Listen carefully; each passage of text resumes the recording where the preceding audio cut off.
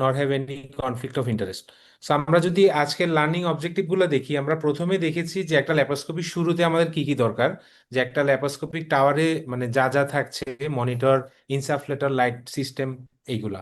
Next আসছি আমাদের আহ, মানে মোস্ট ইম্পর্টেন্ট যেটা, আর্গোনমিক প্রিন্সিপালস এবং use of instrument to minimise strain or enhance precision আর ট্রাবল শুটিং। আমরা যে ল্যাপারোস্কোপিতে যে ইনস্ট্রুমেন্টগুলো ইউজ করছি, সেখানের মধ্যে আমাদের কিছু হ্যান্ড ইনস্ট্রুমেন্ট থাকতেছে, কিছু অপারেটিং ইনস্ট্রুমেন্ট থাকছে, এবং সেইগুলার ইউজ করতে গিয়ে আমাদের ইন ব্রিফ কিছু আর্গোনমিক্সের প্রয়োজন। সেইগুলো আমরা ডিসকাস করব। আমাদের আর্গোনমিক্সের আরেকটা লেকচার আশা করি ইনশাল্লাহ হবে। সো আমি আশা করব যে আজকের এই লেকচার থেকে হয়তোবা আপনারা ল্যাপারোস্কোপিক সার্জন হবেন না, কিন্তু একজন গুড ভালো অ্যাসিস্ট্যান্ট বানাবে আপনাকে, যে আপনি যখন যেখানেই মেডিকেলে বা ট্রেনিং এর সময় কাউকে অ্যাসিস্ট করবেন, তাকে খুব ভালোভাবে অ্যাসিস্ট করতে পারবেন।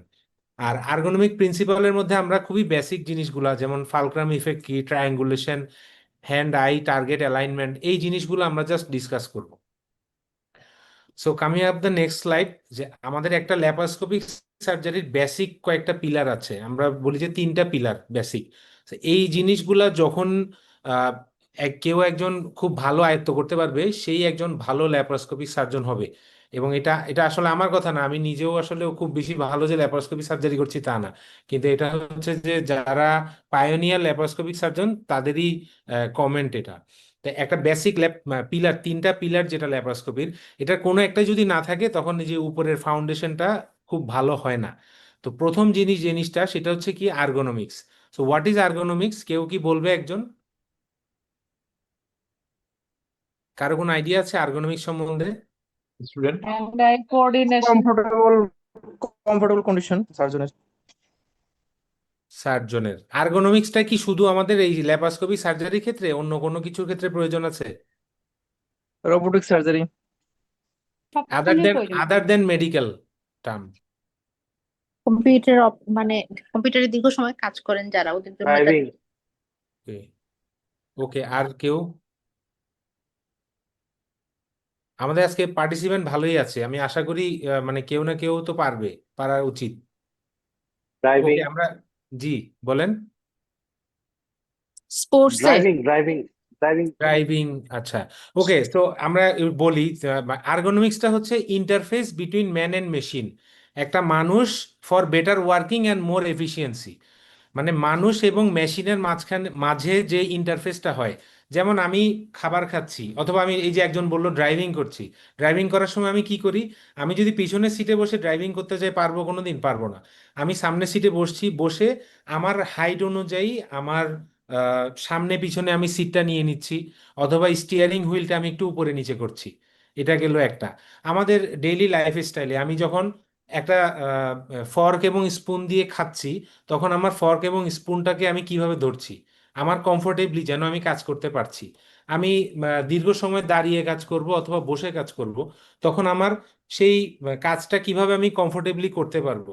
লাইক কম্পিউটার টাইপ করার সময় আমার কিবোর্ডটা কোথায় থাকছে, খুব বেশি উপরে নাকি আমার হাঁটুর উপরে নাকি টেবিলের উপরে, আমার কমফোর্টেবল হাইটে। যে এই যে মানুষ এবং মেশিনের মাঝে যে interface for better working or to ensure more efficiency, এটাই হচ্ছে ergonomics. So this is the number one pillar of laparoscopic surgery. Laparoscopy করার সময়ও আমরা এই আর্গোনমিক্সটা অলওয়েজ ফলো করব। So next is the task analysis. Task অ্যানালাইসিসটা কি জিনিস, কেউ বলতে পারবেন?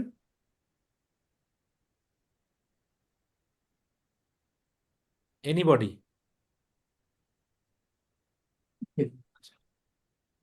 আচ্ছা, আমি বলে দিই যেহেতু রাত হয়ে যাচ্ছে।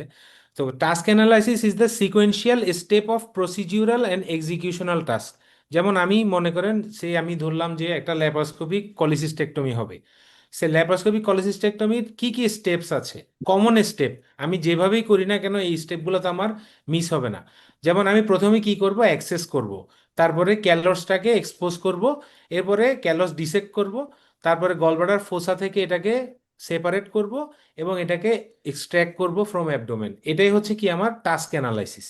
তাহলে এরকম প্রত্যেকটা অপারেশন বলি, প্রত্যেকটা জিনিস, আমি এক কাপ চা বানাবো, আমি প্রথমে কি করব, পানি গরম করব, চা পাতা দেব, ওটার মধ্যে দুধ দেব, চিনি দেব, এটা আমার টাস্ক অ্যানালাইসিস। তাহলে আমি যখন একটা কোনো একটা কাজ করব, আমাকে কি করতে হবে সেটা আমাকে আগে জানতে হবে, এটাই টাস্ক অ্যানালাইসিস। এবং ফাইনালি এটা হচ্ছে ইঞ্জিনিয়ারিং। ইঞ্জিনিয়ারিং আমরা ডাক্তাররা তো খুব খারাপ, আমরা মানে ডাক্তারি পড়ছি ইঞ্জিনিয়ারিং পড়বো না দেখে, এই জন্য এরকম একটা ব্যাপার আর কি, আমার ক্ষেত্রে অ্যাটলিস্ট, বাকিদের ক্ষেত্রে জানি না। তো ইঞ্জিনিয়ারিং জিনিসটা কি, যে আমরা যে ইনস্ট্রুমেন্টগুলো ব্যবহার করব, এই ইনস্ট্রুমেন্টগুলার খুঁটিনাটি আমরা যত বেশি জানতে পারবো, আমাদের পথে ঘাটে বিপদ তত কম হবে। সাপোজ আমার একটা ইনস্ট্রুমেন্ট নষ্ট হয়ে গেল, এই ইনস্ট্রুমেন্টটার অল্টারনেট কি হতে পারে, অথবা এটা কিভাবে ঠিক করা যায়, অথবা এটা কোথায় ঠিক করা যায়, এবং বা টেম্পোরারি আমাকে কিভাবে সাপোর্ট দিতে পারবে, সেই জিনিসগুলো যদি আমি খুঁটিনাটি বেশি করে জানি, তাহলে আমার জার্নিটা তত ইজি হবে। তাহলে আমাদের বেসিক পিলারগুলো আমরা তাহলে বুঝতে পারছি, যে প্রথমে আর্গোনমিক্স, এরপরে টাস্ক অ্যানালাইসিস, তারপরে হচ্ছে ইঞ্জিনিয়ারিং। সো এর পরের, এখন এই যে আর্গোনমিক্স যে আমরা এতক্ষণ বললাম, আর্গোনমিক্সটা কেন ম্যাটার করে অ্যাটলিস্ট আমাদের ল্যাপারোস্কোপি বা আমাদের সার্জনদের জন্য? দেখা গেছে কি, high rate of neck, shoulder, back and hand symptoms among laparoscopic surgeon. Laparoscopic সার্জনদের অনেকেরই আছে যাদের ব্যাক পেইন তো কমন, খুবই কমন, এবং হাতে দেখা যায় অনেকের ক্ষেত্রে চারিং হয়ে যায়, অথবা অনেকের হাতে ক্রনিক একটা পেইন থাকে। সো আর্গোনমিক্স মানে ফলো যদি আমরা করি, তাহলে আমাদের প্রিসাইশনটা ভালো হয়, এবং অপারেটিভ টাইমটা কমে আসে, এবং রিডিউস ফ্যাটিগনেসটা আমাদের অনেক কম হয়। সো একজন বেটার ল্যাপারোস্কোপিক সার্জন, যে পায়োনিয়ার যারা, ওরা বলছেন যে বেটার ল্যাপারোস্কোপিক সার্জন সেই যার আর্গোনমিক্স খুব ভালো। সে কত বেশি অপারেশন করছে ডাজেন্ট ম্যাটার, যার আর্গোনমিক্স ভালো সেই ল্যাপারোস্কোপি ভালো করতে পারছে। এবং consistent team work lowers error and protects staff wellbeing. এই সব কিছু যদি আমার আর্গোনমিক্স ঠিক থাকে, তাহলে মানে আমার এই টোটাল টিম ওয়ার্কের এরর এবং স্টাফের ওয়েলবিং সবকিছুই বেশি হবে। সো এখন আমরা যদি চিন্তা করি যে আমাদের basic laparoscopic instrument, doctor Maruf already mention earlier, যে hand instrument, optical, light emitting instrument, insufflation, energy source. আজকে আমরা শুধু আলাপ করব হ্যান্ড ইনস্ট্রুমেন্ট। হ্যান্ড ইনস্ট্রুমেন্টকে আমরা গ্রসলি দুইটা ভাবে ভাগ করতে পারি, কিছু হচ্ছে রিইউজেবল, কিছু ডিসপোজেবল। রিইউজেবল আমরা সবাই জানি, যে আমাদের যে মেটালিক ইনস্ট্রুমেন্ট যেগুলো আছে সেগুলো। বাট ডিসপোজেবল ইনস্ট্রুমেন্ট আমাদের এখানে আমরা খুব বেশি একটা দেখি না। এটার কিছু সেট পাওয়া যায় বাইরের দেশে, যেমন ল্যাপারোস্কোপিক কলিসিস্টেক্টমির জন্য একটা ডিসপোজেবল সেট, অথবা ল্যাপারোস্কোপিক অ্যাপেন্ডিসেক্টমির জন্য একটা ডিসপোজেবল সেট। ওখানে disposable trocar, disposable Maryland forceps, scissor সব কিছুই থাকে, এবং এগুলো বেশ এক্সপেন্সিভ, মানে আমাদের দেশে ইউজ করার মতো, ইভেন আমাদের সাবকন্টিনেন্টেও খুব বেশি একটা ইউজ হয় তা না। তবে আমাদের জানার জন্য আমরা গ্রসলি দুইটা হেডিংয়ে জেনে রাখতে পারি। নেক্সট আমরা যদি আসি, যে প্রত্যেকটা ল্যাপারোস্কোপিক ইনস্ট্রুমেন্টের আমাদের কি কি জানা উচিত আসলে। হ্যান্ড ইনস্ট্রুমেন্ট আমরা যখন ইউজ করব, এবং এটার নাম কি, এক নাম্বার। দুই নাম্বার, এটা কি কি পারপাসে ইউজ করা যায়। তিন নাম্বার, এটার কারণে আমার কি কি কমপ্লিকেশন হতে পারে, এটার অল্টারনেটিভ কি আছে, যদি আমি একটা সার্জারি করছি এটা নষ্ট হয়ে গেল, বা এটা ছাড়া আমি কিভাবে ম্যানেজ করতে পারবো, এটা আমাকে জানতে হবে। তিন নাম্বার, এটা ক্লিনিং বা ডিসইনফেকশন, স্টেরিলাইজেশন আমাকে জানতে হবে। এই পাঁচটা জিনিস universal or versatile for all laparoscopic instrument. আমাকে এর নাম জানতে হবে, ব্যবহার, কমপ্লিকেশন, এর অল্টারনেটিভ কি হতে পারে, ডিসইনফেকশন এবং or sterilization. Okay. So next আমরা যদি চিন্তা করি যে আমাদের হ্যান্ড ইনস্ট্রুমেন্ট কয় ধরনের, দুই ধরনের। একটা হচ্ছে অ্যাক্সেস ইনস্ট্রুমেন্ট, আর একটা হচ্ছে অপারেটিং ইনস্ট্রুমেন্ট। অ্যাক্সেস ইনস্ট্রুমেন্ট আমরা কি কি আছে আমাদের অ্যাক্সেস ইনস্ট্রুমেন্ট, আমাদের প্রথমেই হচ্ছে ভেরেস নিডল। ভেরেস নিডল যদি আমরা বলি, যে আসলে আজকের লেকচারটা একেবারেই বেসিক, অনলি ফর ট্রেনিজ, আমাদের শুধুমাত্র যারা রেসিডেন্ট ট্রেনি, শুধুমাত্র তাদের জন্যই। আমাদের এখানে অনেক বড় বড় স্যাররাও আছেন, তারা হয়তো আমাদের সাথে অ্যাড করবেন কোনো কিছু, বা মানে এক ভেরেস নিডলের লেকচারই দেখা গেছে অনেক জায়গায় 2 ঘন্টা 3 ঘন্টা ধরে দেয়। তো আমাদের অত বেশি দরকার নেই, আমাদের বেসিক বা এন্ট্রি লেভেলে বা ট্রেনিদের জন্য, যে তাদের বেসিক কিছু জিনিস জানলেই হবে। যে আমাদের ভেরেস নিডলের লেন্থ, কয়টা লেন্থ পাওয়া যায়, 20 সেন্টিমিটার, 12 সেন্টিমিটার, 10 সেন্টিমিটার, 8 সেন্টিমিটার। 8 সেন্টিমিটারটা বেসিক্যালি হচ্ছে পেডিয়াট্রিক পেশেন্টের জন্য। নর্মালি আমরা যা ইউজ করি সেটা হচ্ছে 10 or 12 সেন্টিমিটার, এবং ওবেস পেশেন্টের জন্য 20 সেন্টিমিটারটা ইউজ করা হয়। আর এটার দুইটা পার্ট আছে, একটা হচ্ছে নিডেল, একটা হচ্ছে স্টিলের। তাহলে এখন এই যে একটা ভেরেস নিডেল আমরা কিভাবে ধরবো, এখানে কিভাবে ধরছে এটা, কেউ কি বলতে পারবেন? Anyone? Dirt. Dirt, yes, very good.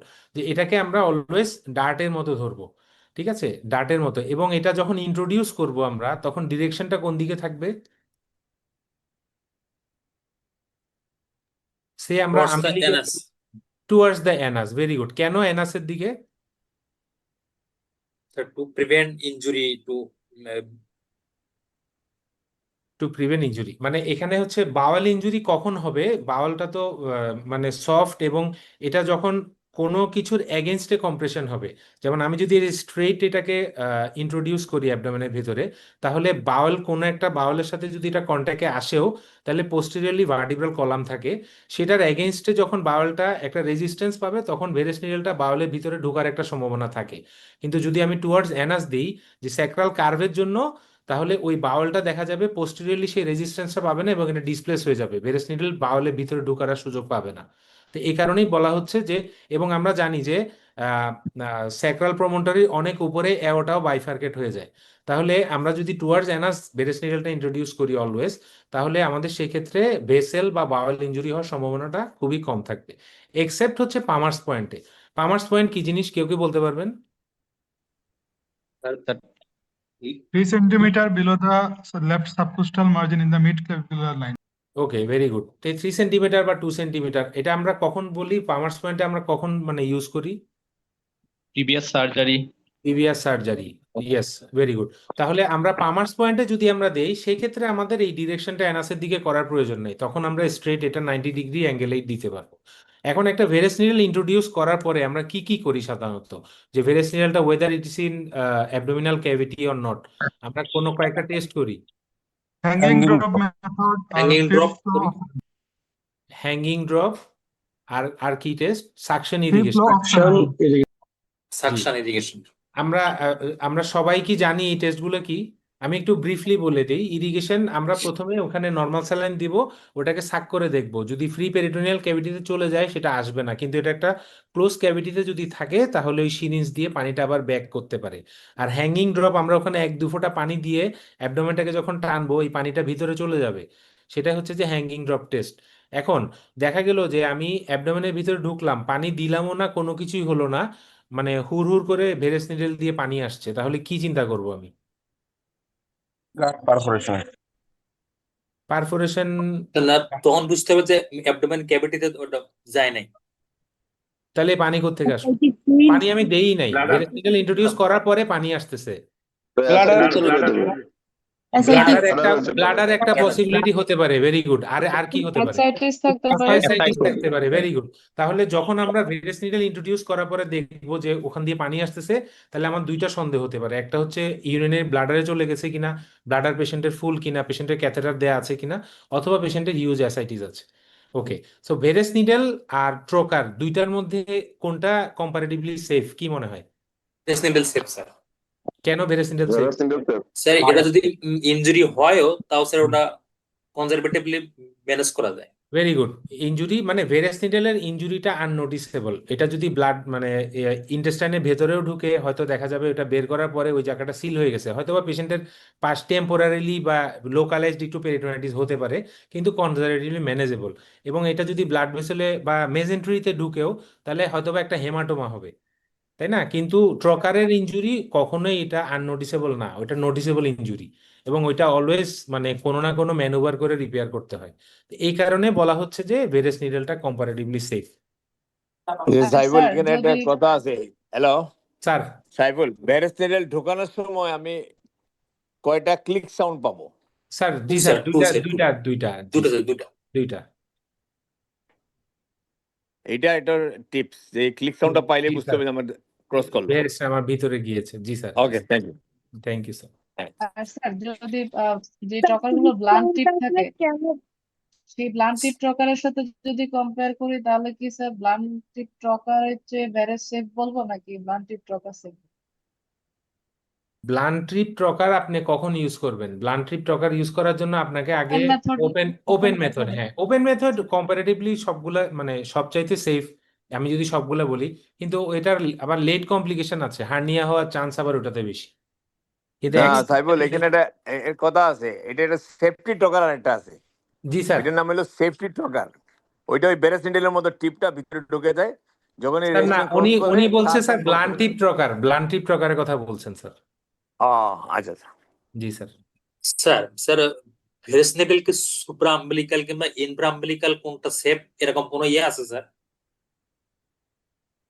মানে ইনসারশন কে আমরা সুপ্রা আম্বিলিকাল কিংবা ইনফ্রা আম্বিলিকাল করলে কোনটা না, সেফ সুপ্রা সম্পর্কে কোনো কি আম্বিলিকাল কনফিডেন্স স্টাডি ইনফ্রাম্বিলিকাল আছে? 1-2 সেন্টিমিটার জায়গার জন্য এটার খুব বেশি মানে ইয়ে করবে না, মানে এট অর অ্যারাউন্ড আম্বিলিকাস।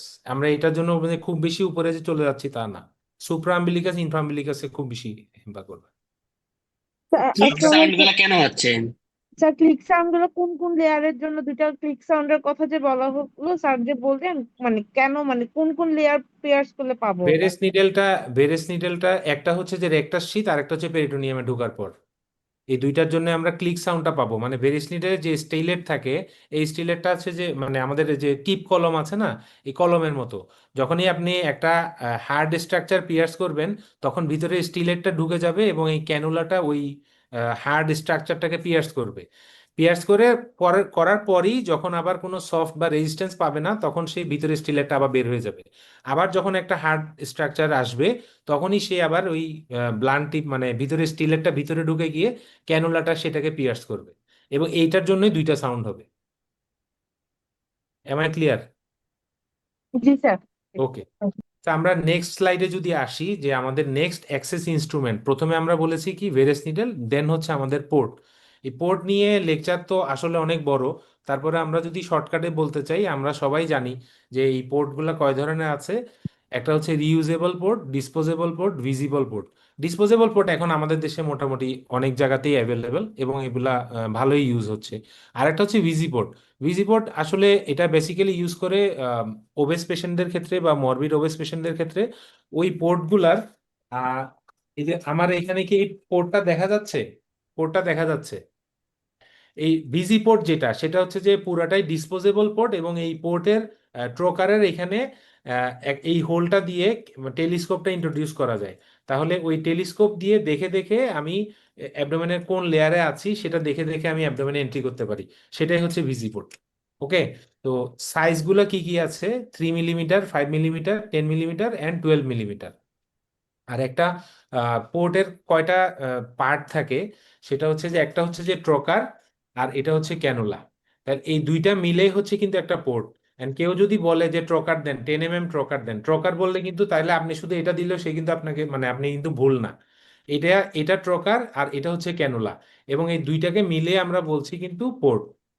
ঠিক আছে। তাহলে এখন যদি আমরা চিন্তা করি যে একটা ট্রোকারের মধ্যে কি কি আছে।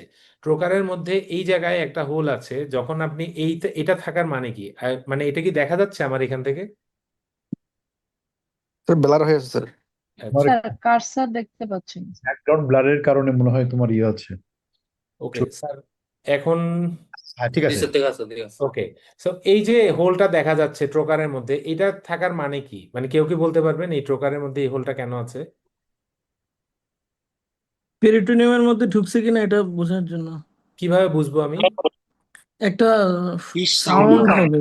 হিটিং ইয়েস, সাউন্ড হবে যখন অ্যাবডোমেনের ভিতরে গ্যাস থাকবে, আমি তো আগে নিউমোপেরিটোনিয়াম করে নিয়েছি, তখন এই দিক দিয়ে গ্যাসটা লিক করবে, এই দিক দিয়ে গ্যাসটা এখান দিয়ে বের হবে।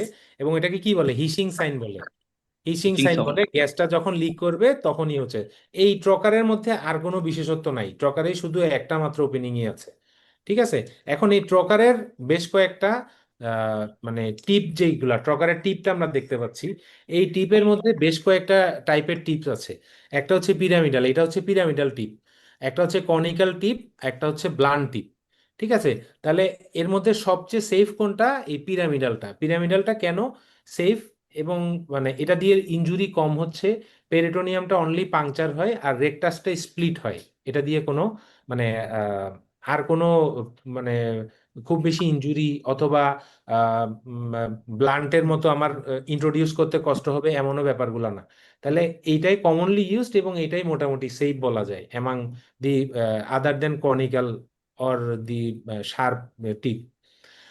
আর এরপরে নেক্সটে আমরা যদি আসি যে একটা পোর্টের সেকেন্ড, দেন আমরা বলেছি কি ক্যানুলা।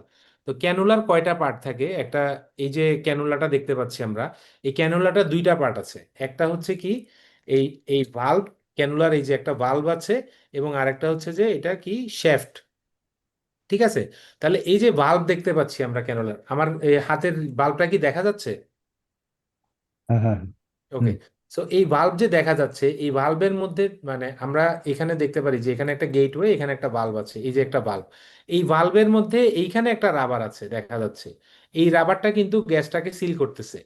আর এই উপরের দিকে আমরা একটু আগে একটা কোশ্চেন এসেছিল যে ওয়াশার, এই যে ওয়াশার যেটা দেখা যাচ্ছে, এই ওয়াশারটা দুইটা রাবার আছে এখানে। ঠিক আছে, এখানে একটা রাবার আর এই ভালভের ভিতরে একটা রাবার। অনেক সময় দেখা যায় কি, যখন আমার এই এই জায়গায়, এই যে ভালভটা বন্ধ থাকা অবস্থায় এই জায়গায় কোনো টিস্যু, ফ্যাট বা ক্লট লেগে থাকলো, তখন এখান থেকেও কিন্তু গ্যাস লিক করতে পারে। আবার অনেক সময় আরেকটা জিনিস হচ্ছে, যদি আমার এই ওয়াশারটা ফাটা থাকে তাহলে কিন্তু আমার গ্যাস লিক করতে পারে। তাহলে আমার ইম্পর্টেন্ট, আমি কিভাবে বুঝবো যে আমার গ্যাস কোনটা থেকে লিক করছে, এটা থেকে নাকি এটা থেকে? কেউ কি বলতে পারবেন কোন রাবারটা নষ্ট হওয়ার কারণে বা ভালভ নষ্ট হওয়ার কারণে নাকি ওয়াশার নষ্ট হওয়ার কারণে আমার গ্যাস লিক হচ্ছে? Sir washer. না না, মানে আমি বুঝবো কিভাবে ওয়াশার নষ্ট নাকি আমার এই ভালভটা নষ্ট? ইনস্ট্রুমেন্ট ঢুকানোর আগে যদি গ্যাস লিক করে তাহলে ইয়েস, ভিতরে ভেরি বাধা গুড। আছে। সেটাই গুড। তাহলে আমার নর্মালি যখন পোর্টটা এইভাবে থাকবে, যদি আমার গ্যাস লিক করে তাহলে আমার বুঝতে হবে কি, যে আমার এই ভালভটা নষ্ট। আর যদি ইনস্ট্রুমেন্ট ঢুকানোর পরে, রিডিউসার বা ইনস্ট্রুমেন্ট ঢুকানোর পরে আমার এখান দিয়ে সাইড দিয়ে গ্যাস লিক করে, তাহলে আমার বুঝতে হবে যে আমার ওয়াশারটা ফাটা। ঠিক আছে, তাহলে এখানে কিন্তু রাবার দুইটা আছে, যে একটা কিন্তু ওই যে ভালভের ভিতরে, আর একটা হচ্ছে যে এই মুখে ওয়াশারে। ঠিক আছে, তাহলে এই দুইটা বোঝার উপায় হচ্ছে, একটা নর্মালি যদি আমার গ্যাস লিক করে তাহলে আমার বুঝতে হবে ভালভের সমস্যা, আর যদি আমার ইনস্ট্রুমেন্ট ঢুকানোর পরে লিক করে তাহলে ওয়াশারের সমস্যা। ঠিক আছে, আর যদি ভালভ সমস্যা হয়, আমরা একেবারে ট্রাবল শুটিং গুলো বলে ফেলছি। এই ভালভ আর কি ধরনের আছে, এটা তো একটা ভালভ। আর একটা হচ্ছে ম্যাগনেটিক, ম্যাগনেটিক ভালভ পাওয়া যায় কিছু।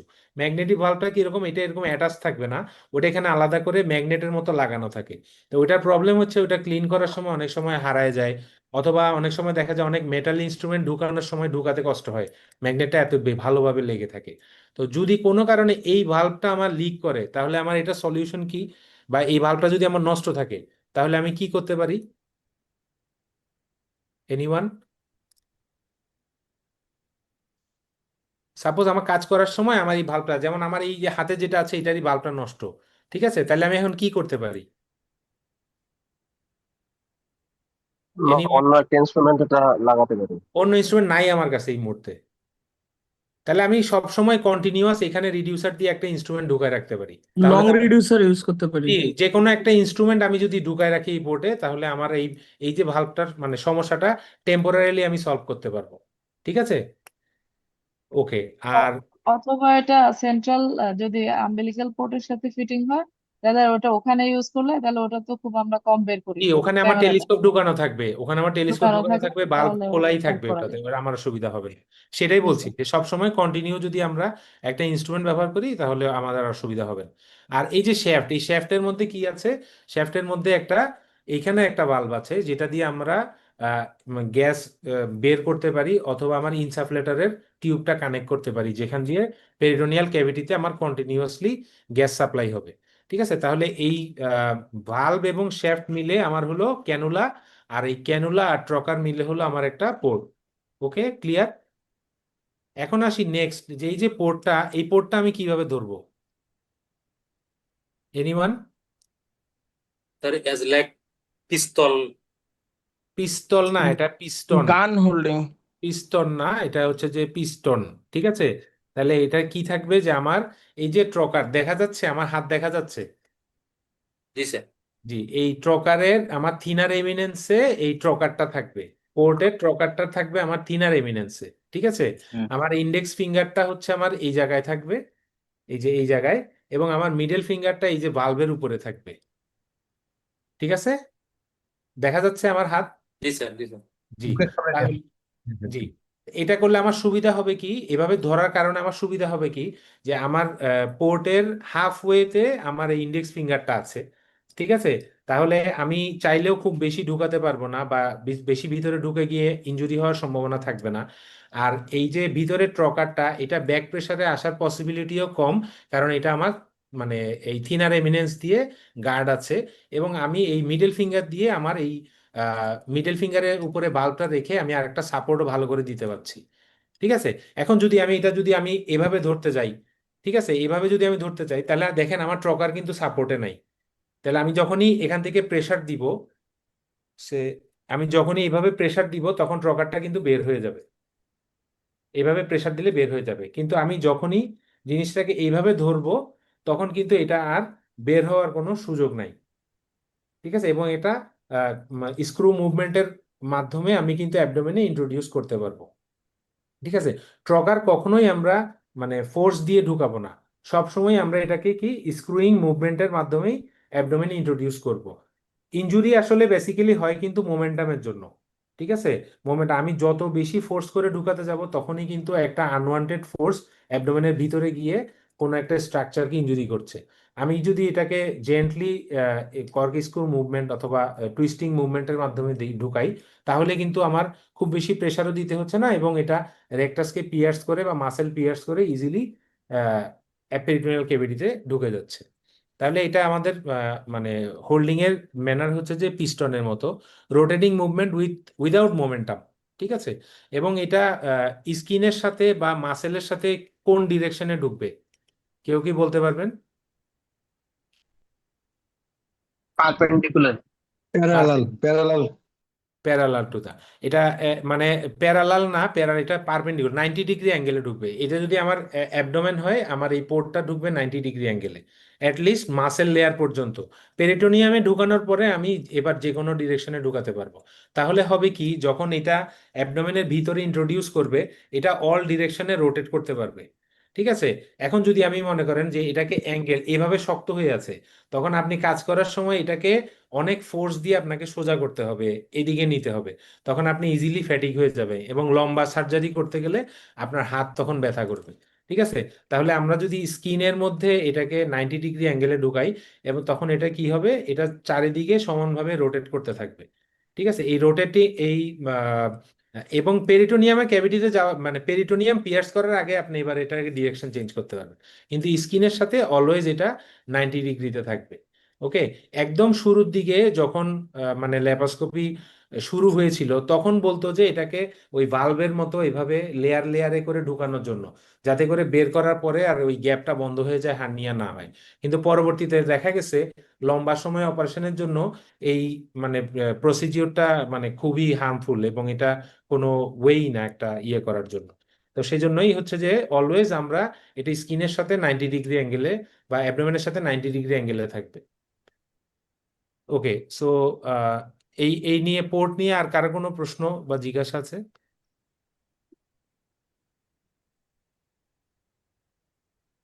পোর্টে একটা আছে না যে বাইরে থেকে মানে জি।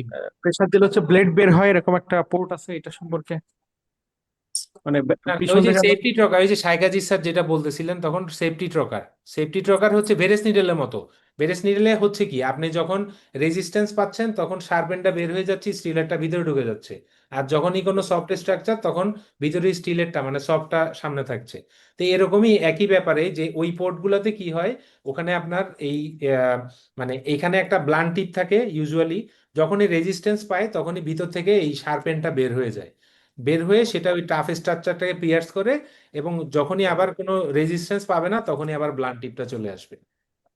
অনেক কোম্পানির অনেক রকমের পোর্ট আছে, ঠিক আছে? এই যে আমরা একটু আগে বললাম ভালভের মতো থাকবে, ম্যাগনেট থাকবে ভালভের মধ্যে, পোর্টের মধ্যে বিভিন্ন সাইজ আছে অনেকগুলা। আমরা এই পোর্টটাকে স্টর্জের এইটাকে আমরা নর্মালি কি রোটেটিং মুভমেন্ট দিয়ে খুলতে পারছি, শ্যাফটের থেকে ভালভটাকে আলাদা করছি। কতগুলা পোর্ট আছে যেগুলা শুধুমাত্র ওই যে স্ক্রুর মতো ঘুরায় ঘুরায় লাগাইতে হবে। এটা কোম্পানি টু কোম্পানি ভ্যারি করবে এবং কি বলবো পোর্ট টু পোর্ট ভ্যারি করবে। আর ভিসি পোর্টে হচ্ছে কত ডিগ্রি টেলিস্কোপ দিতে হয়, আপনি যেটা ভিজি পোর্টে 10 mm টেলিস্কোপ ঢুকবে। 5 mm এর মধ্যে ভিজি পোর্টের মধ্যে কয়টা পোর্ট আছে? ভিজি পোর্ট 5 mm এরও হয়, 10 mm এরও হয়। 5 mm দিয়ে ঢুকাতে হলে আপনাকে 5 mm পোর্ট টেলিস্কোপ দিতে হবে, 10 mm পোর্ট দিলে আপনাকে 10 mm টেলিস্কোপ দিতে হবে। কত ডিগ্রি, এটা কি 0 ডিগ্রি দিয়ে নাকি 30 এটা ডিগ্রি? এনি ডিগ্রি, ওটা তো ডিগ্রিটা তো আসলে না না length এর না জন্য। না ইউজুয়ালি 0 ডিগ্রি, কারণ এখানে আমার লেয়ার গুলো দেখতে হবে না স্যার যাচ্ছে সেটা যে, তো এর অবশ্যই জন্য স্যার, বেস্ট হলো না 0 মানে ডিগ্রি। ইউজ হ্যাঁ, করার জন্য, হ্যাঁ ইউজ করার জন্য তো টেলিস্কোপ তো যে কোনোটাই যেতে পারবে। আর এমনি আমার যেহেতু আমি না ফ্রন্ট ভিউ যখন দেখবো, পোর্ট আমার করার 0 সময় degree. Yes sir, 0 0 degree. Degree, yes port করার সময় 0 degree. Yes okay, yes. Next access instrument, আমাদের লাস্ট অ্যাক্সেস ইনস্ট্রুমেন্টটা কি জিনিস? এটা কি জিনিস? রিডিউসার। রিডিউসার কয় ধরনের থাকে? একটা শর্ট রিডিউসার, একটা লং রিডিউসার, এটা আমরা সবাই জানি, একেবারে বেসিক ইনস্ট্রুমেন্ট। এই রিডিউসারের স্যার একটা কোশ্চেন ছিল জি স্যার বলেন, কোর্ট থেকে। জি বলেন। স্যার ওই যেই চ্যানেলটা দিয়ে স্যার হচ্ছে আমরা আহ অনেক সময় ওয়াশ দেওয়ার জন্য ফ্লুইড দেই বা গ্যাস যেই লাইনটা দিয়ে আমরা লাগাই জি জি পোর্টের জি মধ্যে, ওইটার এইটা অ্যাকচুয়াল এইটা নামটা কি স্যার? ওই জায়গাটার মানে নেমটা? না, এটা বাল্ব, এটাও তো বাল্ব। জি স্যার ওইটাই। জি জি ওই ভা- জি। আচ্ছা, ওকে, নেক্সট স্যার আমাদের থ্যাংক রিডিউসার। আচ্ছা, এখন আমি যদি বলি যে আমার কাছে আমার যে কোনো একটা রিডিউসার প্রয়োজন, আমি কোনটা নিব? Anyone? Long reducer. Long reducer. Long reducer, সবাই লং রিডিউসার নিবেন? আমি স্যার শর্ট রিডিউসার নেব। আচ্ছা, আপনি শর্ট রিডিউসার শর্ট কেন নিবেন? Reducer sir. শর্ট রিডিউসার কেন নিবেন? ওয়ার্কিং অ্যাঙ্গেল ভালো পাওয়া যাবে। ওয়ার্কিং অ্যাঙ্গেল ভালো পাওয়া যাবে। আর শর্ট রিডিউস কখনো ইউজ করতে দেখি নাই, এর জন্য আসলে দিব না। শর্ট রিডিউসার কখনো ইউজ করতে দেখেন নাই? আচ্ছা, শর্ট রিডিউসারটা ইউজার ফ্রেন্ডলি, মানে ইউজ করতে ভালো এই সেন্সে যে যখন আমরা কোনো একটা ইনস্ট্রুমেন্ট রিডিউসার থেকে আলাদা করি, তখন আমাকে ইনস্ট্রুমেন্টটা ঢুকানোর সময়, যেমন আমি 10 mm পোর্টে আমি 5 mm একটা ইনস্ট্রুমেন্ট ঢুকাবো, 10 mm পোর্টে আমি একটা 5 mm ইনস্ট্রুমেন্ট ঢুকাতে গেলে এটা কিন্তু এমনিতে ঢুকবে না, এটার জন্য আমাকে একটা রিডিউসার লাগবে, তাই না? আর নাহলে কিন্তু আমার এখানে কি হবে, গ্যাস লিক করতে থাকবে, বাল্ব যেহেতু খোলা থাকবে গ্যাস লিক করবে। তাহলে অবশ্যই আমাকে এটার সাথে একটা রিডিউসারকে, অবশ্যই এটা রিডিউসার সহ ইন্ট্রোডিউস করতে হবে। কিন্তু শর্ট রিডিউসার থাকলে সুবিধা কি, শর্ট রিডিউসারটা আমি এই যে পোর্টের এখানে এটা লাগিয়ে রাখতে পারবো, আমি ইনস্ট্রুমেন্টটাকে তখন ফ্রিলি মুখ খুললাম বের করলাম, আমার শর্ট রিডিউসারটা এখানেই লাগানো থাকবে। কিন্তু লং রিডিউসার হবে কি, আমাকে ইনস্ট্রুমেন্টের সাথে ঢুকাতে হবে, বের করতে হবে। এটা একটা মানে লং রিডিউসারের ডিসঅ্যাডভান্টেজ বা শর্ট রিডিউসারের অ্যাডভান্টেজ। কিন্তু আমাকে যদি বলে, আমি বলবো যে আমি লং রিডিউসার নিব। কেন? কারণ শর্ট রিডিউসার দিয়ে আপনি সুচার পাস করতে পারবেন না ভিতরে, আপনি গজ পিস ইন্ট্রোডিউস করতে পারবেন না ভিতরে।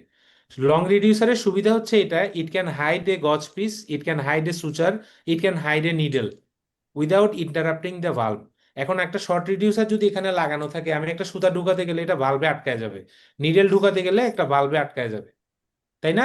তাহলে আমার দোনোটারই প্রয়োজনীয়তা আছে, কিন্তু আমার যদি একটা প্রয়োজন হয় তাহলে সেই ক্ষেত্রে লং রিডিউসারটা নেওয়াটা ওয়াইজ হবে। শর্টটা দিয়েও যে আপনি করতে পারবেন না তা না, কিন্তু শর্টটা দিলে আপনাকে হয়তোবা এই জিনিসগুলো একটু হ্যাসেল হয়ে যাবে এই আর।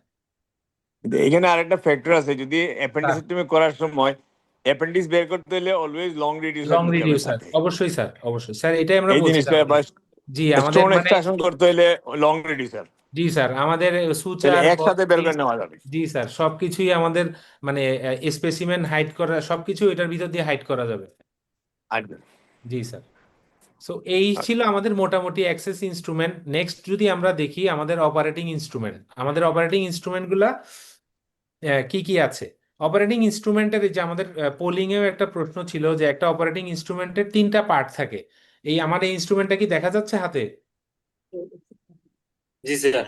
ওকে, তাহলে এই একটা ইনস্ট্রুমেন্টের 3টা পার্ট থাকে। এই প্রথম যেটা আমরা দেখতে পাচ্ছি সেটা হচ্ছে জ, ইনস্ট্রুমেন্টের জ।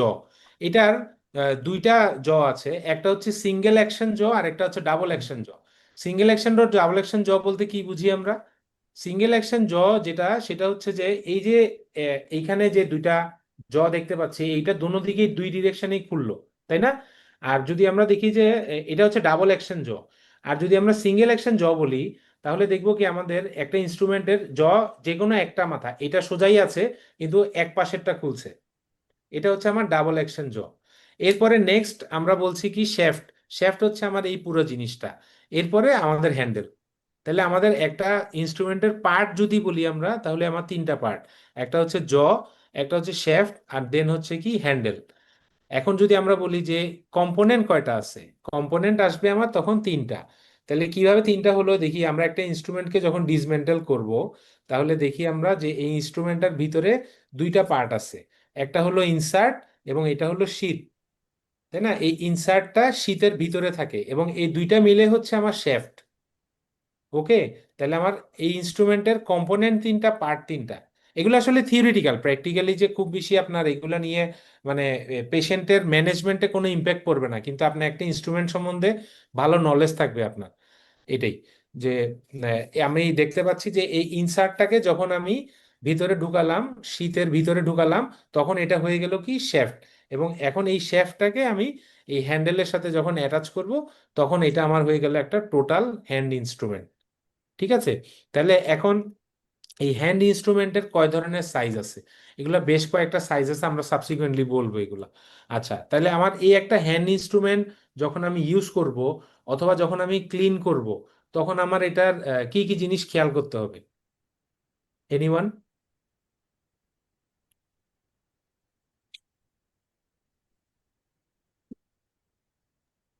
কোনো ব্লাড ক্লট লেগে আছে কিনা, ফরেন বডি লেগে আছে কিনা।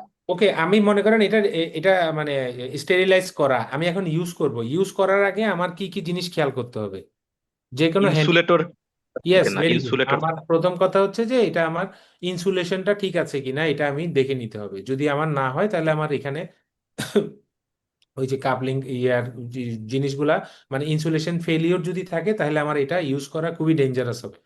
ঠিক আছে, দেন আবার এটা আমরা যখন ক্লিন করব তার আগে প্রত্যেকটা অপারেশনের পরেই বা প্রত্যেকটা প্রসিডিউরের পরেই আমার এটাকে প্রত্যেকটা পার্ট ডিসমেন্টাল করতে হবে। এটা এটা আমাদের পোলিংয়েও ছিল, আমরা সবাই জানি, তো সবাই দেখছেন ওখানে। ঠিক আছে, দেন এরপরে আমরা যদি চিন্তা করি যে এই এই যে ফোরসেপগুলোর মধ্যে একই কোম্পানি বা ম্যাক্সিমাম কোম্পানির ক্ষেত্রে হ্যান্ডেল এবং ইনসার্ট এগুলা কিন্তু ইউনিভার্সাল অলমোস্ট। ঠিক আছে, আপনি এই ইনসার্ট এবং এই হ্যান্ডেল যে কোনো এই সরি শীট এবং এই হ্যান্ডেল এগুলা কিন্তু অলমোস্ট ইউনিভার্সাল। শুধুমাত্র আপনি যদি ইনসার্টটা চেঞ্জ করেন, এবং সারা দুনিয়াতে দেখা যায় যে সবাই এই ইনসার্টটাই বিক্রি করে আলাদা করে, এই ইনসার্টটাকে আপনি যে কোনো শীট এবং যে কোনো হ্যান্ডেলের সাথে ফিক্স করতে পারবেন। ঠিক আছে, তাহলে এখন এই ইনসার্টটা কয় ধরনের আছে? এই ইনসার্ট হচ্ছে কিছু আছে গ্রাসপার আছে, কিছু আছে আমার সিজার আছে, কিছু ডিসেক্টর আছে। ঠিক আছে, এইটার উপর ডিপেন্ড করে ইনস্ট্রুমেন্টগুলোর নাম হচ্ছে। ঠিক আছে, তাহলে আমার বেসিক কিন্তু আমার চেঞ্জ করতে হবে, বা আরেকটা অল্টারনেট ইনস্ট্রুমেন্ট লাগবে যে ইনসার্টটা। বাদ বাকি শীট এবং হ্যান্ডেল আপনার সবগুলোতেই কিন্তু সেম। ঠিক আছে, তাহলে এখন আর একটা জিনিস বলেছিলাম যে আমরা সিঙ্গেল অ্যাকশন জ নাকি ডাবল অ্যাকশন জ। সিঙ্গেল অ্যাকশন জ আর ডাবল অ্যাকশন জ এর মধ্যে ডিফারেন্স কেউ বলতে পারবেন যে কেন এটাকে সিঙ্গেল অ্যাকশন বানাইছে, কেন ডাবল অ্যাকশন বানাইছে? স্যার একটা জব ফিক্স থাকবে, জি, আরেকটা কেন মুভ। কেন ফিক্স থাকবে, সুবিধা কি?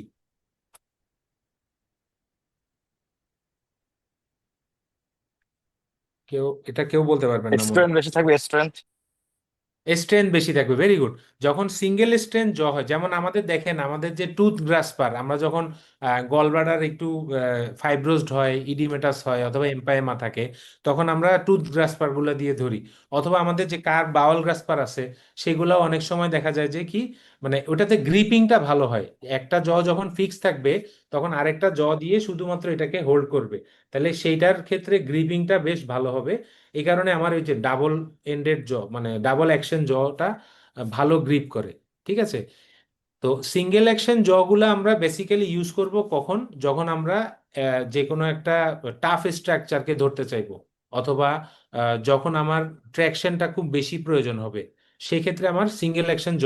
সিঙ্গেল অ্যাকশন জ এর ক্ষেত্রে আবার কিছু সমস্যা আছে। ওই ওই সিঙ্গেল অ্যাকশন জ দিয়ে আপনি যদি কোনো সফট স্ট্রাকচার ধরেন, সে বাওয়েল অথবা কোনো ছোট ভেসেল, তখন সেইগুলাতে মানে ইনজুরি হওয়ার একটা পসিবিলিটি থাকবে। ঠিক আছে, আদারওয়াইজ যদি আমরা ডাবল অ্যাকশন জগুলা দিয়ে ধরি, তাহলে এটাকে একটা সাইন্টিফিক নাম আছে, একটা হচ্ছে elastic deformation, plastic deformation. Elastic deformation মানে আপনি যখন বাউল গ্রাসপার দিয়ে বাউলটাকে ধরবেন, তখন দেখা যায় কি বাউলটার গায়ে একটা ইমপ্রেশন পড়ে ইনস্ট্রুমেন্টের, কিন্তু আবার 2 মিনিট পরে অন্য জায়গা থেকে কাজ করে এসে দেখবেন ওটা চলে যায়, তাই না? ওইটাকে বলে ইলাস্টিক ডিফরমেশন, মানে এটা টেম্পোরারিলি হলো এরপরে চলে গেল। আর একটা হচ্ছে প্লাস্টিক ডিফরমেশন। প্লাস্টিক ডিফরমেশনটা কি জিনিস? সেটা হচ্ছে যে আপনি যে ইমপ্রেশনটা ক্রিয়েট হয়েছে ওটা ইনজুরি হয়ে গেছে বা ট্যাটুইং হয়ে গেছে, এবং ওইখানে ওটা পার্মানেন্টলি রয়ে গেছে, ওটা হচ্ছে প্লাস্টিক ডিফরমেশন। তাহলে বলা হচ্ছে যে সিঙ্গেল অ্যাকশন জ দিয়ে প্লাস্টিক ডিফরমেশন বেশি হয়, বাট ডাবল অ্যাকশন জ দিয়ে ইলাস্টিক ডিফরমেশন হবে। তো এই কারণে যখন কোনো ডেলিকেট অথবা সফট স্ট্রাকচার আমরা ধরবো, তখন আমার এই ডাবল অ্যাকশন জটা ইউজ করা সেফ। আর আমাদের এর মধ্যে ইনসার্টের মধ্যে আর কিছু বা হ্যান্ড ইনস্ট্রুমেন্টের মধ্যে নেক্সট আসে কি গ্রাসপার।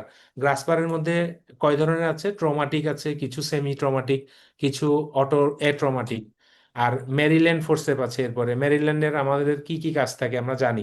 একটা বেসিক মেরিল্যান্ড ইনস্ট্রুমেন্টের কি কি কাজ হয় বলতে পারবেন কেউ? 3টা ফাংশন বলতে পারবেন?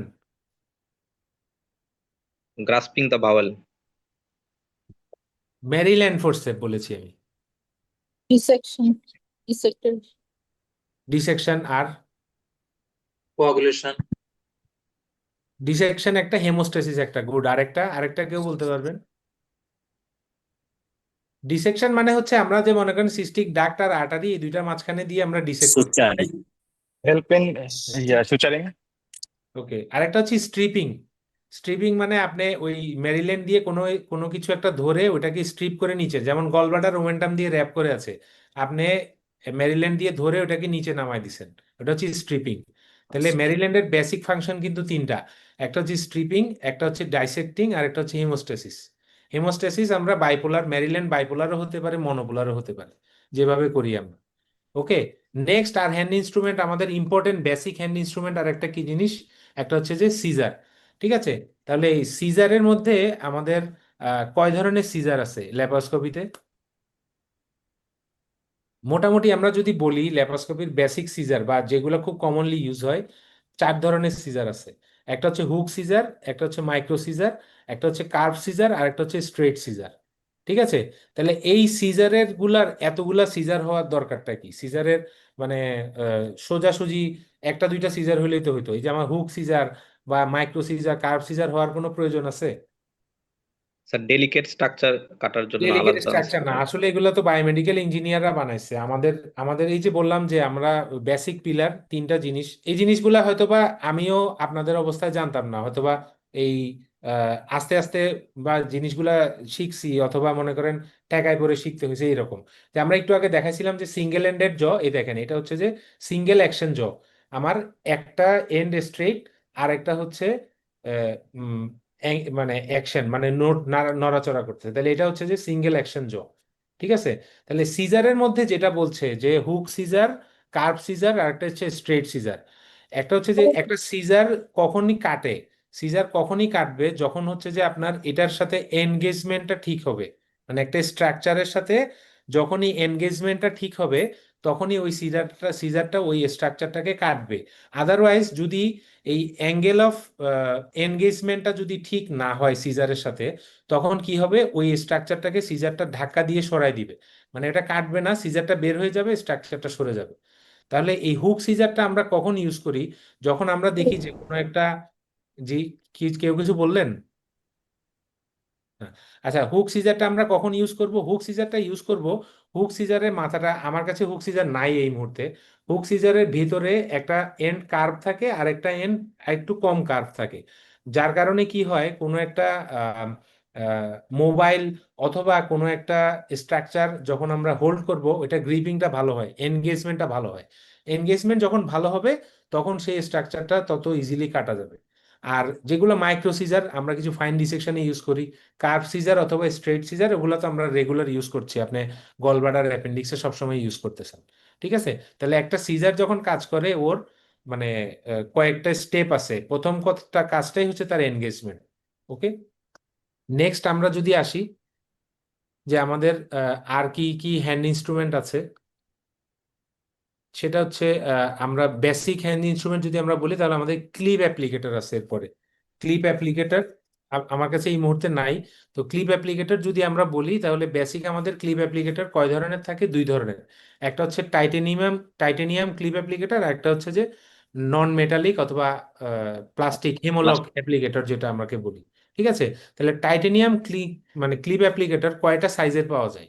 3টা সাইজের পাওয়া যায়। একটা 3 মিলিমিটার যেটা ব্লু, একটা হচ্ছে 6 মিলিমিটার গ্রিন, আর একটা হচ্ছে 8 মিলিমিটার বা ইয়েলো কালারের। ঠিক আছে। তাহলে আমরা কমনলি ইউজ করি হচ্ছে গ্রিন 6 মিলিমিটার। 8 মিলিমিটার এত বড় স্ট্রাকচার আমরা শুধুমাত্র এটাকে কি বলে টাইটেনিয়াম ক্লিপ দিয়ে সেফ ফিল করি না। আবার 3 মিলিমিটার যেটা, ওটা আমরা বার্নই করে ফেলি। তাহলে আমাদের কমনলি যেটা ইউজ হয় 6 millimetre, that is green titanium clip. ঠিক আছে। আর টাইটেনিয়াম ক্লিপের ক্ষেত্রে একটা জিনিস খেয়াল রাখতে হবে যে টাইটেনিয়াম ক্লিপেরও কিন্তু এই যে শ্যাফট যেটা ওটা ম্যাক্সিমাম ক্ষেত্রে কিন্তু এটা মানে এক্সচেঞ্জেবল বা রিমুভেবল। তাহলে ওই ক্লিপটা ইউজ করার আগে আমাকে মেক শিওর করতে হবে যে টিপটা যেন অ্যাডিকুয়েটলি ফিক্স করা আছে, আর নাইলে ক্লিপটা পড়ে যেতে পারে অথবা সামনের টিপটা খুলে যেতে পারে অ্যাবডোমেনের ভিতরে। ঠিক আছে। আর ক্লিপ যখন আমি টাইটেনিয়াম ক্লিপ যখন আমি মানে এটাকে কি বলে কার্টিজ থেকে লাগাবো, তখন আমি কখনোই কিন্তু হ্যান্ডেল ধরবো না। দেখতে পাচ্ছেন সবাই, হ্যান্ডেল ধরে যদি আমি ক্লিপ লাগাতে চাই তখন দেখা যাবে কি আমি লাগানোর সময় বা খোলার সময় চাপ দিব, ক্লিপটা ছোট বড় হয়ে যাবে অথবা এটা লুজ হয়ে যাবে, পড়ে যাবে। আমি অলওয়েজ শ্যাফটে ধরবো, শ্যাফটে ধরে এই কার্টিজের থেকে ক্লিপটা লাগাবো। সবাই বুঝতে পারছেন আমার কথাটা? জি স্যার, জি স্যার। টাইটেনিয়াম ক্লিপ যখন আমি কার্টিজ থেকে লাগাবো অলওয়েজ আমার হাত থাকবে শ্যাফটে এবং আমি কার্টিজ থেকে এভাবে লাগাবো। ঠিক আছে। নেক্সট আরেকটা ইম্পর্টেন্ট জিনিস হচ্ছে যখন আমরা টাইটেনিয়াম ক্লিপ দুইটা অ্যাপ্লাই করবো, যেমন অ্যাপেন্ডিক্সের বেইজে অথবা সিস্টিক ডাক্টের স্টাম্পে আমি নিচে দুইটা লাগাবো, মানে প্রক্সিমালি দুইটা লাগাবো, ডিস্টালি একটা লাগাবো। একটা থেকে আরেকটা ডিস্টেন্স কতটুকু হবে?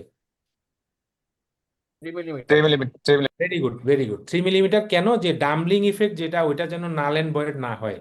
যে একটা যখন আমরা স্ট্রাকচারকে কতটুকু টাইট করি বা গ্রিপ করি, যখন এটা ডাম্বলিং ইফেক্ট হয় মানে ডাম্বেলের মতো মাঝখানের দিকটা কনস্ট্রিক্ট হবে, দুই পাশে ফুলে যাবে। তাহলে আমি যদি 3 মিলিমিটারে কম গ্যাপে লাগাই তাহলে একটা ডাম্বলিং ইফেক্ট আরেকটাকে নাল এন্ড ভয়েড করে দিবে। তাহলে 3 মিলিমিটার অ্যাটলিস্ট আমার গ্যাপ থাকা উচিত। যদি আমি থার্ড ওয়ান লাগাই ওটা 6 মিলিমিটার গ্যাপে হবে। ঠিক আছে। আর একটা যখন ক্লিপ অ্যাপ্লিকেটর আমি অ্যাপ্লাই করব টাইটেনিয়ামের, তখন এটা কতক্ষণ আমি হোল্ড করে রাখবো? At least 3 to 5 second. ঠিক আছে, অ্যাটলিস্ট 3 to 5 সেকেন্ড আমি এটাকে হোল্ড করে রাখবো এবং এটাকে ডিসমেন্টেল, সরাসরি ব্যাকওয়ার্ড মুভমেন্ট করব না, এটাকে আমি হালকা আপ এন্ড ডাউন করব, তারপরে আমি এটাকে ডিসমেন্টেল করব।